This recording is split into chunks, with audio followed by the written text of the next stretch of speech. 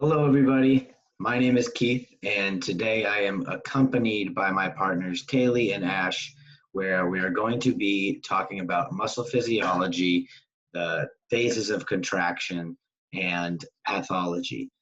Pathology being the study of disease. We're going to get that. We're going to get into that a little bit later in the presentation, where we're going to understand that pathology is a lot easier understood once we understand the physiology aspect of it. Physiology, the study of function, just a normal muscle and the muscle contraction and the steps to get there. So once we touch base at the end on things that are going wrong, it'll be a lot easier to understand once we know what the normal process looks like. So a little bit of what we're going to touch base on today. These first three bullet points you can see with my mouse here are the main steps we can basically say in a muscle contraction. We have the events at the neuromuscular junction. We have excitation contraction coupling. We have cross-bridge cycling. And then we're going to talk about rigor mortis, which is more of the pathology side of things. And then at the end, we are going to be talking about the videos that we were assigned, where we have the dead fish and the raw chicken that are moving after death, and it's definitely interesting to see, and you will understand a lot more on why this is happening once we get through all of this, starting with the basics on the phases of muscle contraction. So to start it off, we have the events at the neuromuscular junction. All right, now with my mouse, this big diagram here, this is what we're going to be focusing on, all right? So the first step is a action potential arrives at the axon terminal of the motor neuron. This yellow piece right here is the axon terminal. Once the action potential arrives here, these calcium, okay, these voltage-gated calcium channels are going to open. You can see these with my mouse, these gray things on the outside of the axon terminal.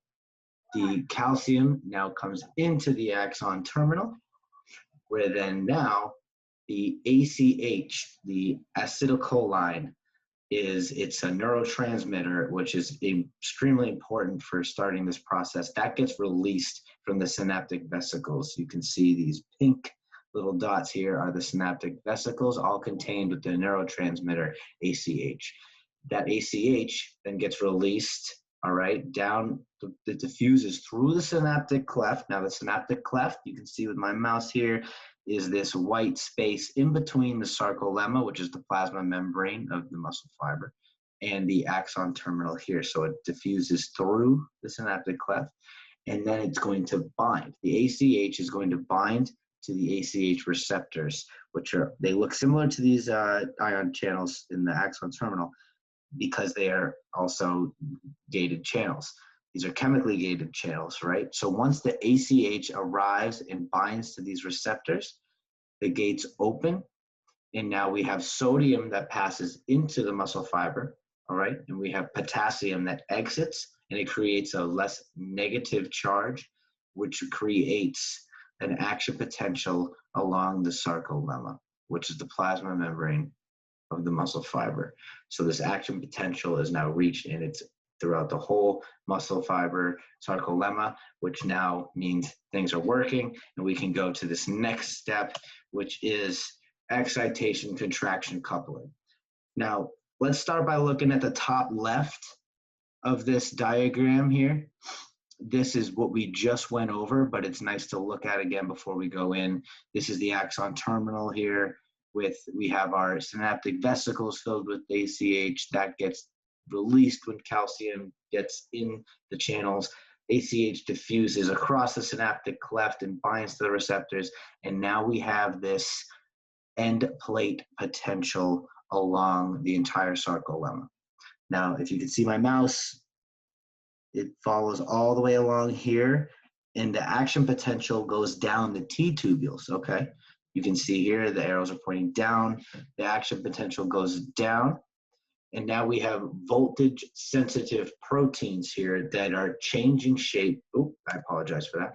That are changing shape, which allows calcium, which is located in the sarcoplasmic reticulum. You can see that labeled SR. There is calcium here, and that gets released from the sarcoplasmic reticulum once these proteins that are blocking change shape and the calcium can leave. Okay, and it exits the sarcoplasmic reticulum. Now, you can see all this calcium, and what's happening now is the calcium binds to troponin. And once this calcium binds to troponin, tropomyosin, it moves and it opens the binding sites for myosin. Now, to start the muscle contraction, we have myosin heads that are binding to actin, but tropomyosin is blocking these binding sites. But once calcium binds to the troponin, this tropomyosin now moves and allows myosin to bind to the actin heads. And now this forms a cross bridge.